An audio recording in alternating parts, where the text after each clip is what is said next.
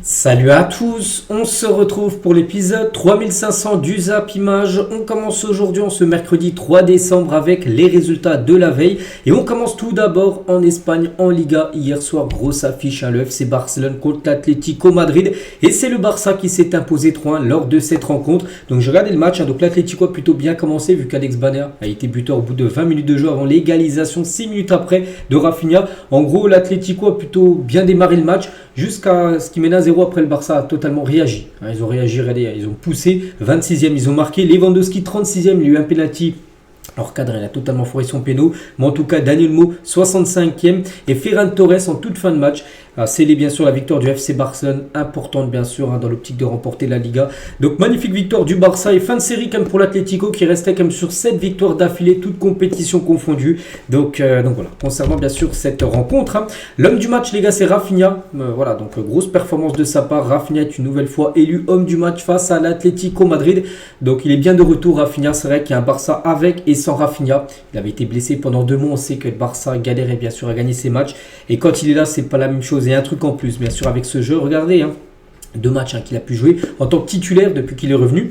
Et un but, 2 passes, 2 fois homme du match. Les 2 dernières fois où il a joué, là, où il est plus blessé, 2 fois titulaire et 2 fois homme du match. Voilà, pour vous montrer tout simplement que, comme j'ai dit, il ramène à plus à cette équipe catalane. Et toujours, tiens, avec Rafinha, donc Diego Simeone, donc le coach de l'Atlético. Donc il encense Rafinha à la fin du match. Il a dit, je ne comprends pas comment Rafinha n'a pas gagné le Ballon d'Or. Pour moi, c'est le Ballon d'Or. Il est juste extraordinaire. Et c'est vrai qu'il a fait mal à cette équipe de l'Atlético Madrid hier, Rafinha. On va parler de Daniel Mo, buteur, mais il s'est blessé juste après. Et luxation de l'épaule pour Daniel Mo qui sera absent au moins jusqu'en janvier. Donc là c'était son dernier match. Pourtant il a fait quand même une belle partie Daniel Mo. Donc déjà il a marqué. Il a obtenu un penalty. Le penalty de Lewandowski qu'il a totalement loupé. C'est lui les gars qui a obtenu la faute. Vraiment belle partie de sa part. Le problème c'est qu'il s'est blessé à l'épaule. Donc il sera forfait là pour tous les matchs on va dire pour cette fin d'année. Il reviendra en janvier. On lui souhaite bien sûr un très bon rétablissement. On va parler de Jules Koundé également qui a joué un titulaire Koundé. Et à noter que Koundé a joué hier soir son 160e match du côté du FC Barcelone. Donc il a ainsi égalé Clément Lenglet et devient le 3e français le plus capé avec les Blaugrana. Voilà, donc félicitations bien sûr à Jules Koundé. Et du coup, cette équipe du Barça met une grosse pression sur le Real Madrid qui joue ce soir le Real en déplacement du côté de Bilbao à San Mamés où c'est un stade compliqué bien sûr. Le Real par exemple saison dernière a perdu 2-1 à San Mamés. Donc là voilà, il y a 4 points d'écart. 37 points pour le Barça, 33 points pour le Real. Le Real a quasiment l'obligation de s'imposer ce soir pour rester au contact du FC Barcelone. Donc voilà, concernant bien sûr ce classement de la Liga. À noter les gars, il y avait un match hier et un match seulement aujourd'hui. Il n'y a pas de journée entière de Liga. C'est seulement ces 4 équipes là qui s'affrontent l'une contre l'autre. Bon, pas les 4 premiers parce que Villarreal n'est pas là, c'est juste Bilbao leur place parce que en début d'année 2026 il y aura la Super Coupe d'Espagne et du coup quand il y aura une journée de Liga, eux ils ne joueront pas vu qu'ils seront en Arabie Saoudite pour jouer cette compétition. Donc là c'est pour ça en gros cette journée est avancée. Voilà, ces matchs là sont avancés pour la journée de Liga qui se jouera du coup en janvier prochain. On continue, on va parler du Real Madrid qui joue ce soir. J'ai dit, en conférence de presse, Xabi Alonso sur son avenir avec le Real Madrid. Attention, il joue gros ce soir en cas de mauvais résultat. Ça va sentir très mauvais, bien sûr, pour le coach du Real. J'ai de nouveau parlé au président, il y a une bonne ambiance. Oui, peut-être, enfin, c'est ce qu'il dit. Nous sommes là où nous sommes en Liga et en Ligue des Champions. Nous vivons avec les exigences et les critiques. Nous nous concentrons sur ce que nous pouvons améliorer et sur le fait de gagner des matchs pour être là où nous voulons être en avril-mai. Parce que le plus important, bien sûr, c'est avril-mai quand tu arrives sur la fin de saison. C'est là où les titres se jouent, bien évidemment. J'ai de nouveau parlé au président. Les discussions sont très positives et nous voulons renverser la situation. Parce qu'on sait que le Real a concédé le match nul contre Girona. C'était dimanche dernier, mais là il faut gagner parce que regardez, au classement le Barça commence à se décrocher, 4 points d'écart. N'oubliez pas que le Real avait 5 points d'avance sur le Barça après le Classico qui a été joué il y a 2 mois et depuis le Real a fait pas mal de matchs nuls, le Barça est revenu fort et maintenant il y a 4 points d'écart, donc c'est pour ça ce soir victoire obligatoire. S'il y a des fêtes les gars, ça va sentir très mauvais bien sûr pour Xabi Alonso. Et toujours tiens avec l'équipe du Real vu qu'on parle de officiel les gars, à peine revenu de blessure, Ferland Mendy c'est nouveau blessé. Ça c'est un coup dur pour le joueur français. Il ne reviendra qu'en 2026 selon certains journalistes espagnols. C'est sa 18e blessure quand même depuis qu'il est au Real Madrid. Il avait été blessé quand même depuis avril dernier. Donc là il était revenu sur le dernier match où il avait pu jouer un peu. Et là, de nouveau, il s'est reblessé. Il ne rejouera pas sur cette fin d'année. Là, c'est encore un gros coup dur, bien sûr, pour l'ancien joueur de Lyon. Voilà ce qu'il y a à dire hein, sur le match d'hier et sur le match du jour en Liga, bien sûr, avec le Real. On continue, on va prendre la direction maintenant de la Première Ligue. Hier, il y avait quelques rencontres. On commence tout d'abord un match totalement fou. Fulham contre Manchester City. 9 buts dans la rencontre. Et c'est surtout City qui réalise la très bonne opération, s'imposant 5-4, mais ils ont eu peur. Hein. Ils ont eu très très chaud. Parce que mené quand même 5-1 dans le match, hein, l'équipe de Manchester City. Regardez, il y avait 5-1 à la 54e. On a failli croire à la remontada. 2-5, 3-5, 4-5. On était très proche du 5-5 parce qu'ils ont marqué le but du 4-5, enfin du 5-4, peu importe. La 78e minute de jeu. Donc il restait encore à peu près un quart d'heure avec le temps additionnel. Bon, ils ont poussé Fulham, ils n'ont jamais réussi à marquer ce dernier but. Mais ils ont eu chaud, hein, c'est dit, parce que quand tu gagnes 5-1, normalement tu plies le match, voilà, tu cadenasses la défense. Tu n'as pas le droit de reprendre trop de buts, enfin 3 autres buts pour te mettre en danger. Bon, voilà, c'est comme City qui réalise la bonne opération. Donc Haaland, buteur. Reinsdorf également buteur. Berge buteur et Phil Foden doublé. Voilà, côté bien sûr Manchester City. Chukwueze, l'ancien joueur de Villarreal par exemple, a marqué un doublé du côté de Fulham. Concernant cette équipe de City, bien sûr, qui marque des buts mais qui en prend pas mal. Hein. Donc City a encaissé quand même 6 buts contre Fulham et Leeds, 15e et 18e de Première Ligue. Donc là, ils ont gagné 5-4, mais ils ont pris quand même 4 buts. Et le dernier match, ils avaient gagné 3-2 contre Leeds. Là aussi, ça a été serré avec le but de Phil Foden à la 91e minute du match hein, pour céder la victoire parce qu'il y avait 2 partout. Bon, bref, ils ont pris là 2 buts contre Leeds et 4 contre Fulham, ça fait 6 buts encaissés comme sur les 2 derniers matchs contre des équipes 15e et 18e de PL.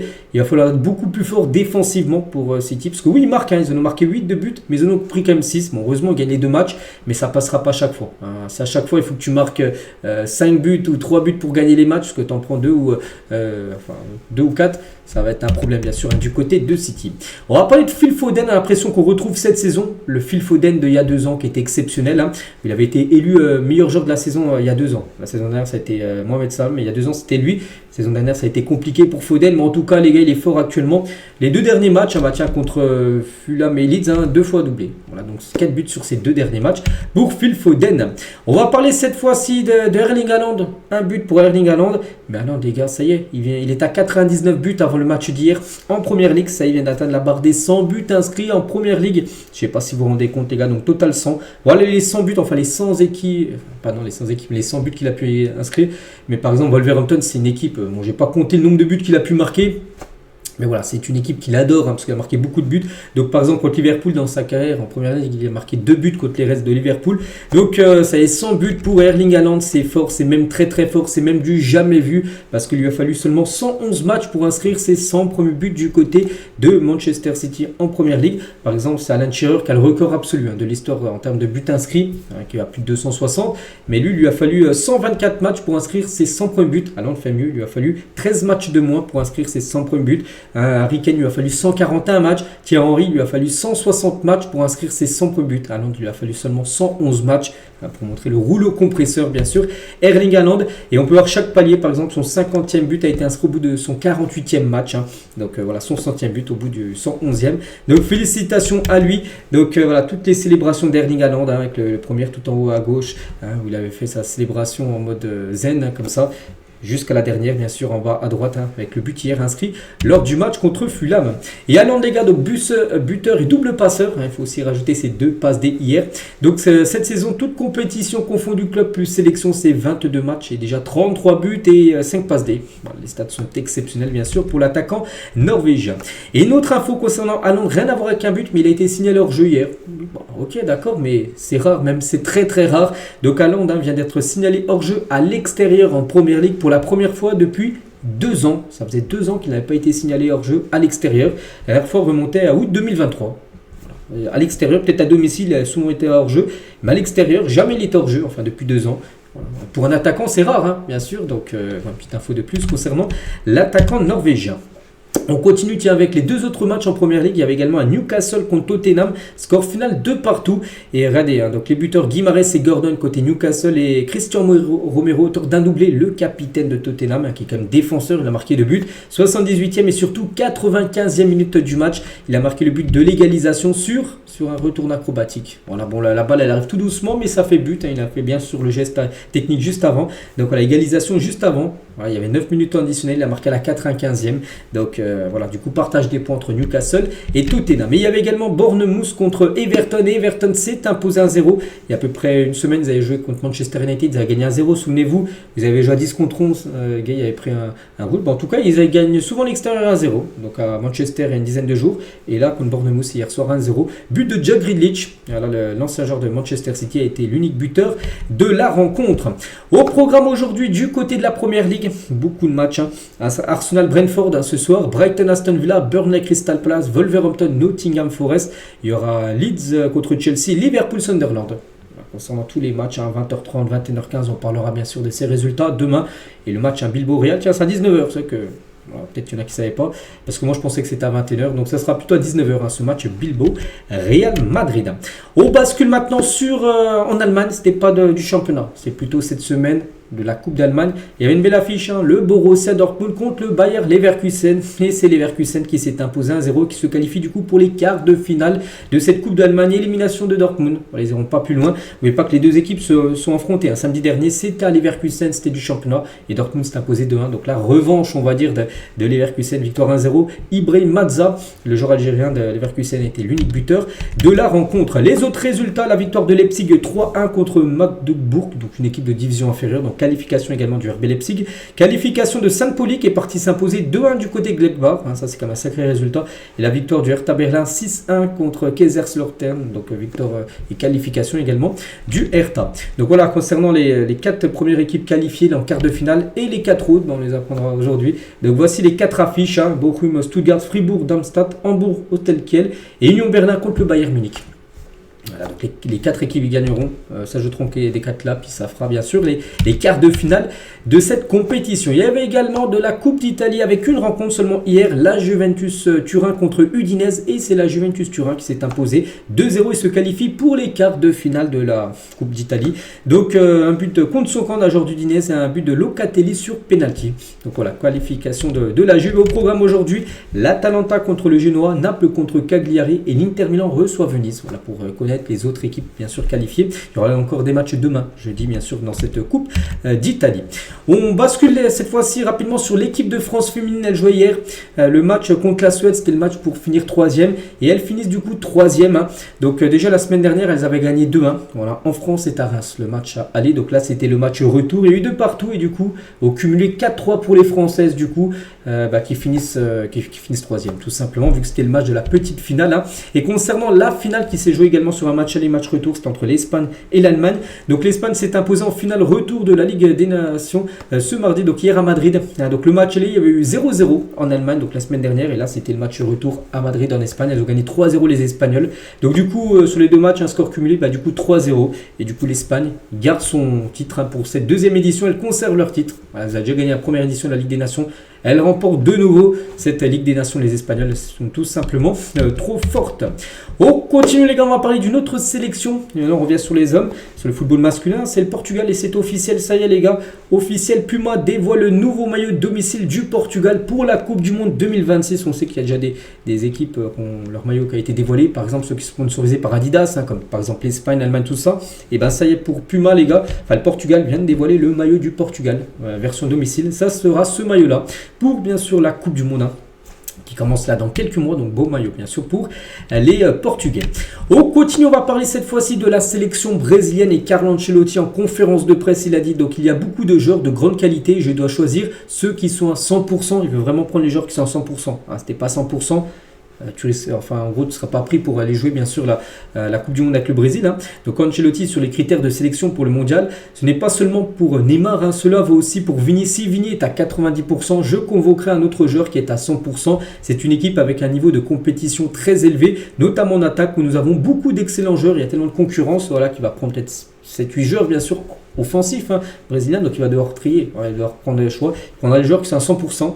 Voilà, pour Neymar les gars ça sent pas bon avec cette déclaration, même s'il dit c'est pas seulement pour Neymar, il dit c'est aussi pour Vini s'il n'est pas à 100%, mais voilà c'est surtout Neymar les gars, s'il n'est pas à 100%, en gros il sera pas appelé pour le mondial, et quand on sait toutes les blessures qu'il a, et ben ça sera compliqué, enfin on espère pour lui bien sûr qu'il puisse jouer ce mondial. On va continuer cette fois-ci avec Arne Slot les gars, sur le choix fort de laisser Mohamed Salah sur le banc, c'était dimanche dernier lors du West Ham Liverpool, il y a eu 2-0 pour Liverpool, donc il n'était pas content de ne pas être titulaire bien sûr, parce que lui normalement il est tout le temps titulaire bien évidemment, Mohamed Salah, donc c'était une réaction normale pour un joueur qui est assez bon pour jouer avec nous, et je le dis avec modération car il a été exceptionnel pour ce club et le restera. Il n'était pas content de ne pas être titulaire, mais il n'était pas le seul, mais il s'est comporté comme on pouvait s'y attendre de la part d'un tel professionnel. Il a soutenu ses coéquipiers, s'est très bien comporté malgré qu'il était sur le banc tout le match. On ne peut pas être un joueur qui joue tous les 3 jours à un niveau élevé, mais il est très discipliné et c'est ce qu'il doit faire pour rester en forme, qu'il joue bien, mal, qu'il joue ou non, il sera toujours un professionnel de haut niveau. Voilà ce qu'a pu dire Arne Slot sur ça. Donc aujourd'hui, n'oubliez pas, Liverpool reçoit tout à l'heure Sunderland. On espère pour une victoire, parce que le dernier match, j'avais perdu 4-1 comme à domicile, je vous parle. Liverpool contre le PSV. Donc là, on verra si ça la jouera ou pas. Mais en tout cas, voilà, il faut regagner, bien sûr, pour Liverpool. Parce qu'on sait que les résultats, malgré la victoire contre West Ham il y a quelques jours, ils sont toujours, pour moi, en crise. S'ils gagnent ce soir, ça sent... On pourra peut-être parler d'une sortie de crise, bien sûr, pour les Reds. Et toujours, tiens, avec Mohamed Salah, qu'on parlait juste avant. Donc, Arne Slot aussi confirme que Salah rejoindra la sélection égyptienne pour la CAN 2025 le 15 décembre prochain. Là, tiens, à peu près 12 jours exactement. Donc, il ira en Égypte, bien sûr. N'oubliez pas que la CAN commence le 21 décembre. Donc, le 21 sera le match d'ouverture. Donc, ce sera le Maroc contre les Comores. Bon, après, l'Égypte, ils joueront peut-être le 22, 23. J'ai plus le détail, enfin, le programme en tête. Mais voilà, lui, ce sera le 15 décembre qu'il ira, bien sûr, du côté de sa sélection. Et concernant bien sûr cette CAN qui commence là dans à peu près 3 semaines, donc la FIFA a autorisé les clubs à garder leurs joueurs convoqués pour la CAN jusqu'au 15 décembre et ça passe pas de trop. Pourquoi? Donc cette situation scandalise le football africain. De nombreuses nations ont déjà planifié des matchs amicaux à partir du 8 décembre avec de nombreux frais engagés. Donc les clubs devaient initialement libérer les joueurs sélectionnés après le week-end du 6 ou 7. Donc là il y a le week-end qui arrive et en gros voilà, par exemple Salah il aurait joué avec Liverpool et après, en gros, les clubs où il y a des joueurs convoqués pour la CAN, les clubs devaient les laisser partir, en gros, ces joueurs-là. Et en gros, la FIFA a dit non, on ne va pas laisser les joueurs préparer bien sûr la CAN du 6 ou 7, mais plutôt jusqu'au 15 décembre, ils sont obligés de rester avec leur club. Et du coup, bien sûr, pour des équipes bien sûr africaines qui ont préparé des matchs amicaux avant le début de la CAN, ça passe pas parce qu'ils n'auront pas tout leur effectif tout simplement pour préparer cette CAN. Donc c'est vrai que voilà, ça fait beaucoup parler cette situation-là. On continue avec toute autre chose. On va parler du Golden Boy qui a été remporté par Désiré Doué. Et on connaît, le classement, on sait que c'est lui qui l'a remporté, donc il est numéro 1, mais surtout le nombre de points. Et c'est vrai qu'il a totalement écrasé la concurrence. Désiré Doué, donc premier 450 points. Et le deuxième, c'est Arda Güler, 163 points, donc quasiment 300 points de en dessous. Et après, c'est serré, 163, 161, 160, 148. Mais entre le premier et le deuxième, il y a 300 points d'écart. Alors qu'après, il y a 2 points d'écart, 1 point d'écart. Voilà, pour montrer qu'il y avait Désiré Doué et les autres, tout simplement. A noter que Lamine Yamal n'était pas éligible, vu qu'il a déjà gagné une fois. Il ne peut plus le remporter. Par exemple, Désiré Doué ne peut pas le remporter, par exemple, l'année prochaine, vu qu'il l'a gagné une fois. Donc voilà ce classement, tout simplement, de ce top 10. A noter que Zaïre Emery a fini à la 7e position avec 37 points. Et concernant ce Golden Boy, Kylian Mbappé a félicité, bien sûr, Désiré Doué. Félicitations, crack, entièrement mérité. Profite, rétablis-toi bien et reviens-nous vite. Voilà le beau message de Kylian Mbappé envers son compatriote français. On continue, on prend la direction cette fois-ci de Nice. On sait que ces derniers jours, Nice, les gars, on en parle parce que déjà les résultats ne sont pas bons. Bon, ça pas il y a quelques jours, c'est déjà depuis quelques semaines, voire quelques mois. Mais aussi, la situation était très tendue. Dimanche, quand ils sont rentrés de leur déplacement à Lorient, ils ont perdu 3-1. Où ils ont échafouré des coups, tout ça. Donc, officiel, le parquet de Nice ouvre une enquête suite aux événements survenus au centre d'entraînement de l'OGC Nice. Donc, Damien Martinelli, procureur de la République de Nice, explique que de nombreuses auditions sont d'ores et déjà en cours dans le cadre de cette procédure et qu'il y aura des arrestations. Ils vont essayer de retrouver les personnes. Là où les personnes, bien sûr, qui ont frappé, par exemple, Mofi, aussi Boga, ont reçu des coups, qui ont porté plainte contre X. Voilà, c'était très chaud. Donc voilà, le parquet de Nice ouvre une enquête par rapport à ce qui s'est passé dimanche soir. Et toujours, du côté de Nice, plusieurs joueurs de l'OGC Nice Liga auraient demandé à leur agent de trouver rapidement un nouveau club parce qu'ils veulent que la situation là, ça part totalement cacahuète. Et il y a des joueurs, les gars, qui veulent quitter le navire. Des joueurs, ils cherchent une porte de sortie. Donc en janvier, on pense que le mercato sera ça va aller peut-être dans tous les sens, hein. Il y aura des départs et certainement des arrivées pour combler les départs du côté de Nice et aussi pour essayer de renverser la situation classement. Voilà, parce qu'elle n'est pas, enfin, la situation n'est pas bonne aussi niveau résultat, hein. De toute façon, tu peux pas avoir des bons résultats avec une atmosphère, voilà, comme ça. Bon, après, l'atmosphère a été gérée par rapport aux mauvais résultats, bien évidemment, mais il faut qu'il y ait quelque chose, un électrochoc, hein, qui se passe du côté de cette équipe, hein. Et Frank Hens, hein, on apprenait là, voilà, c'est hier encore, hein, et le GC Nice sont tout proches de trouver un accord pour son départ, hein, parce que lui, il acceptait pas, voilà, tout ce qui s'est passé, hein. Donc ça c'était hier les gars, l'info, hein, il y a 11h tout ça. Et regardez, hein, ce que j'ai appris juste avant de faire la vidéo là, de coup de théâtre, Frank Hens, plutôt l'entraîneur, hein, bien sûr, veut finalement rester à Nice. Hein, hier les gars, il voulait partir, puis en gros toute la nuit là il a réfléchi, puis il s'est dit non en fait je veux rester à Nice. Voilà, donc l'entraîneur niçois voulait au départ quitter le club, mais il a revu sa décision après mûre réflexion, il a réfléchi tout ça, voilà. Et du coup Frank Hens l'a confié en interne ce matin, voilà, en interne pour dire du coup je veux pas partir, je veux rester. Voilà. Est-ce que c'est une bonne décision? J'en sais rien, je pense pas. Parce que je pense qu'il faut changer. Oui, il y a des joueurs qui sont plus bons, mais l'entraîneur aussi, il faut changer quelque chose, hein. Quand tu enchaînes 6 défaites d'affilée, il faut changer un truc. Je pense que l'entraîneur a dû partir. Bon, il veut pas partir. Il veut pas poser, parce que de base, il doit poser sa démission. S'il pose sa démission, il n'a pas d'indemnité de licenciement, bien sûr. Donc peut-être il attend plutôt de se faire virer. Comme ça, il touchera de l'argent, hein, Frank Hens. Donc voilà, c'est très compliqué actuellement, hein. Et c'est vrai que la police, hein, niçoise, hein, craint une défaite de Nice face à Angers dimanche, parce que dimanche il y a un Nice-Angers et un nouveau revers, hein, pourrait notamment entraîner une nouvelle confrontation entre supporters et joueurs. Voilà, parce que là c'est Nice-Angers, non, Angers ça doit le faire, mais non, avec Nice on sait que ça peut ne pas le faire. Et voilà, la police craint vraiment de nouveaux débordements après le match bien sûr contre Nice en cas de mauvais résultats. Vous avez vu, hein, c'est très très chaud.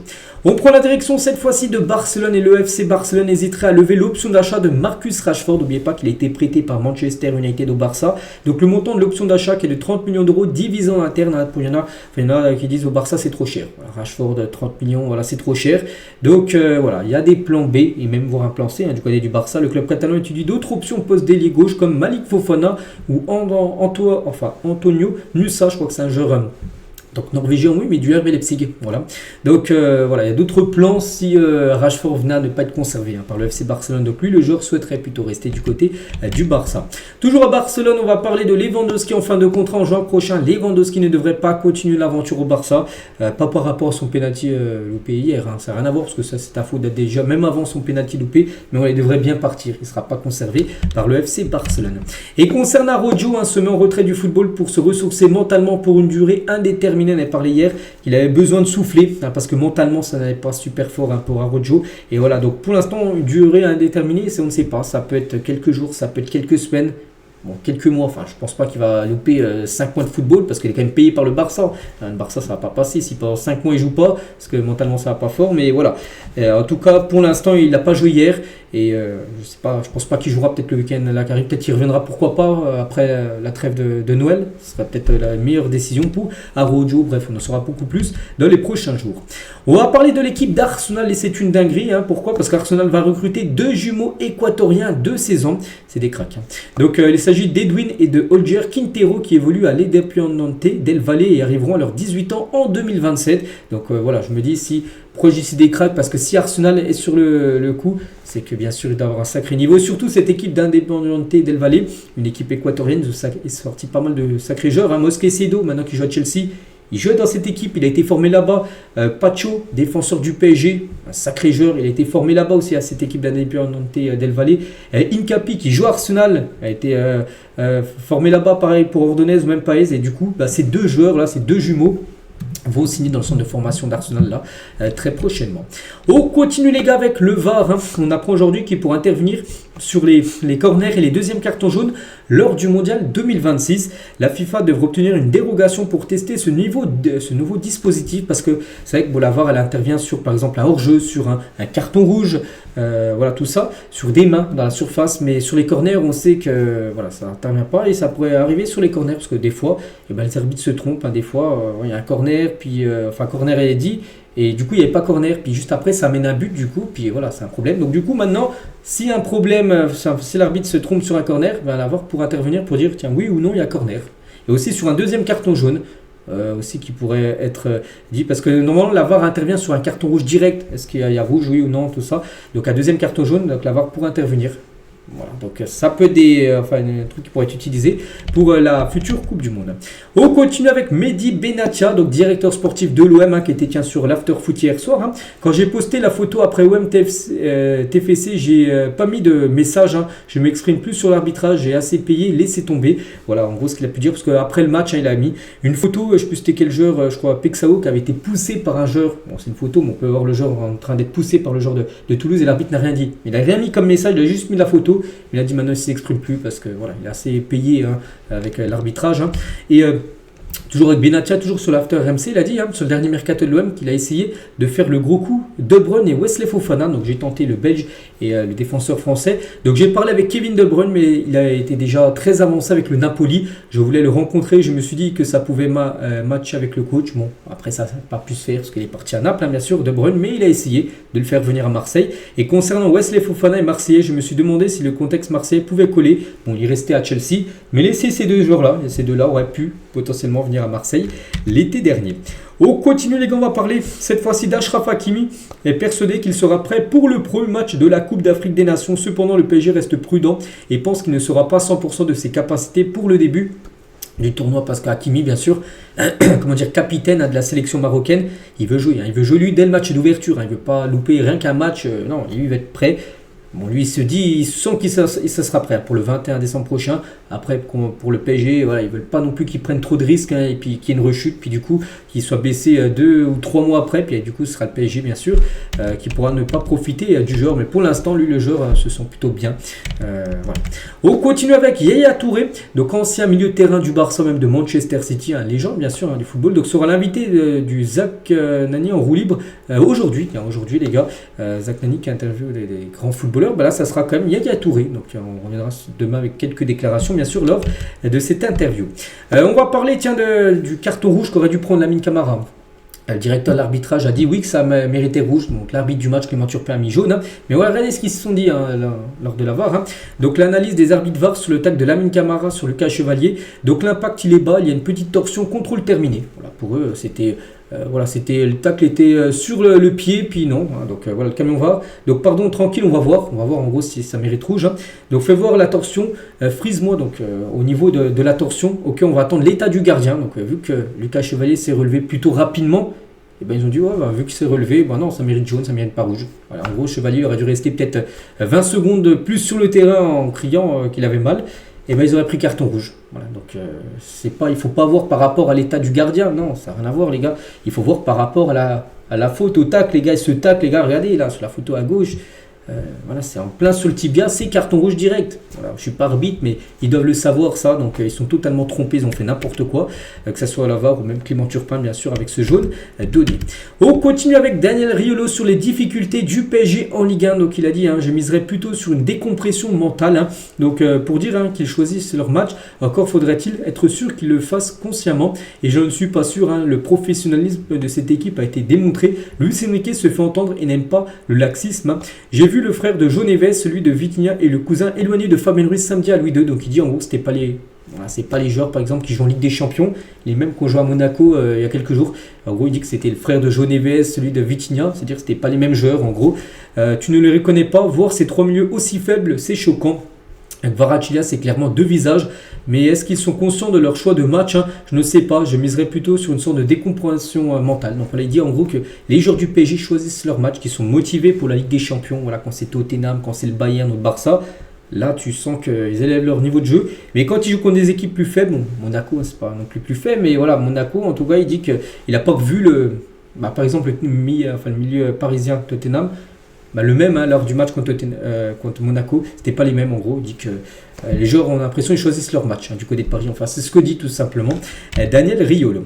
On continue avec Vincent Kompany sur les rumeurs l'envoyant à Manchester City. Donc Pep Guardiola l'a déjà dit en conférence de presse, mais ça fait 2 ans qu'il dit que ça sera sa dernière année. Moi, ça fait 2 ans que je réponds à cette question. En gros, peu importe que je sois relégué ou que je sois au Bayern, la question revient toujours, elle reviendra encore, c'est sûr, mais ça ne doit influencer personne. Voilà, donc il dit, je suis concentré sur mon travail et sur mes joueurs, parce qu'il y a beaucoup de rumeurs qui disent qu'après l'ère Pep Guardiola à City, City aimerait faire venir Vincent Kompany, un joueur qui a joué énormément de matchs dans le passé, bien sûr, de City, et ça serait maintenant pour entraîner bien sûr City. Donc n'oubliez pas Guardiola en fin de contrat en 2027 du côté de son équipe.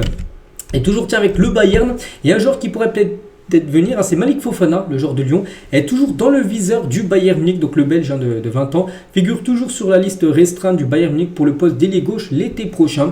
En cas d'échec dans le dossier Fofana, les Bavarois jetteraient leur dévolu aussi sur Saïd El Mala, 19 ans, qui évolue actuellement du côté du FC Cologne. Voilà, tout à l'heure on parlait de Malik Fofana avec le Barça, qui pourrait être une option pour...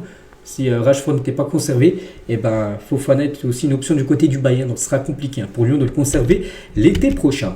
Du côté de Manchester City, on va parler de James Trafford, hein, qui est arrivé l'été dernier, veut déjà quitter Manchester City parce qu'il est arrivé, voilà, nickel, mais le problème c'est que Donnarumma est arrivé. Et puis que Donnarumma est arrivé, les gars, il joue plus, hein, bien sûr. En plus, il a fait des boulettes en début de match, enfin en début de saison. Il avait joué 1 ou 2 matchs, il n'avait pas été bon. Voilà, donc simple doublure de Donnarumma. L'Anglais souhaite déjà repartir dès cet hiver pour James Trafford qui est arrivé hein, de base pour remplacer Ederson. Et toujours avec City, Pep Guardiola veut blinder Phil Foden. Nous voulons qu'il reste pendant de nombreuses années. J'espère qu'il pourra rester toute sa carrière. C'est un joueur exceptionnel, un fan de City. Issu du centre de formation, c'est vrai que pour l'instant il a fait seulement un seul club dans sa carrière. Phil Foden, hein, c'est bien sûr l'équipe de Manchester City. Toujours en Angleterre, en Première Ligue, on va parler d'un ancien footballeur anglais de Première Ligue, a été arrêté pour suspicion de tentative de viol. Donc on ne connaît pas l'identité du joueur, mais bon, on pense que ça va fuiter très prochainement. Donc dès qu'on en sait plus, hein, je vous dirai. Qui sait. Et on finit aujourd'hui les gars avec Emen Kari, donc un ancien joueur du PSG qui avait joué à Lorient. Et lui les gars on l'a totalement zappé, on n'a plus de nouvelles de lui. Donc considéré comme un crack au PSG, Emen Kari a mis provisoirement fin à sa carrière pro à seulement 21 ans. Parce qu'à 21 ans les gars il répond à plus personne. Voilà, on ne sait pas ce qu'il fait, il joue plus du tout. Hein. Donc ces derniers mois ses coéquipiers se heurtent à sa messagerie. Il y a des copains de lui qui essaient de l'appeler. Il répond jamais. Donc pas de son, pas d'image, plus de réseaux sociaux officiels. Hein, il a tout enlevé, Instagram, tout ça. Le joueur a disparu des radars. On ne sait pas. Hein. Donc un de ses amis confie, hein, ce n'est ni l'argent ni un dégoût. C'est une décision personnelle d'un jeune homme qui estime qu'il n'est pas fait pour ce monde professionnel-là. Qu'il n'est pas fait en gros pour être footballeur tout simplement. Lors de son prêt à Lorient par le PSG. Hein, donc Emen Kari aurait eu un rapport distant avec l'hygiène alimentaire, des séances inégales et une indolence. Hein, qui surprend parfois aussi hein, à son retour à Paris, parce qu'il avait été prêté à Lorient, donc il était revenu à Paris. Donc Luis Enrique a voulu lui donner sa chance. Enrique, on sait qu'il aime donner la chance aux jeunes, donc il veut lui donner sa chance. Le problème, hein, c'est que le Français est revenu avec 8 à 10 kilos en trop et une impression de nonchalance. Hein. Donc Harry séché ensuite les entraînements avec les espoirs du PSG. Et voilà, donc depuis, ben, on ne sait pas. On ne sait pas, on a l'impression qu'à 21 ans, peut-être il a mis une croix tout simplement ça, sur sa carrière de footballeur. Donc voilà, concernant ce joueur. Donc voilà les gars, ce qu'il y a à dire. J'espère que ça vous a plu. On se retrouve nous demain, bien sûr, demain jeudi, hein, pour le prochain numéro. À demain.